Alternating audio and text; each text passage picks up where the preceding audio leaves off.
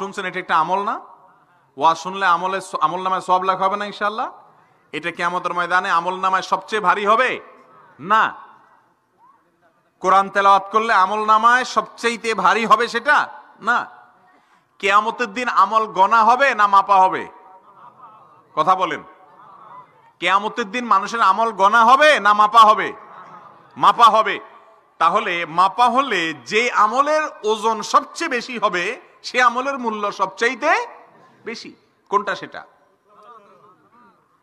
সুনানে তিরমিজিতে বর্ণিত হয়েছে, রাসূল করিম সাল্লাল্লাহু আলাইহি ওয়াসাল্লাম ইরশাদ করেছেন, মা মিন শাইইন ইউদাউ ফিল মিজানি আসকালু মিন হুসনিল খুলুক। মা মিন শাইইন ইউদাউ ফিল মিজানি ইয়াউমাল কিয়ামাতি আসকালু মিন হুসনিল খুলুক। কিয়ামতের ময়দানে যত আমল এনে মিজানের পাল্লায় উঠানো হবে মানুষের, আমল তো দেখা যায় না, কিন্তু সেদিন হয়তো আল্লাহ তাআলা এটাকে একটা রূপ দিবেন দেখা যাওয়ার মতো।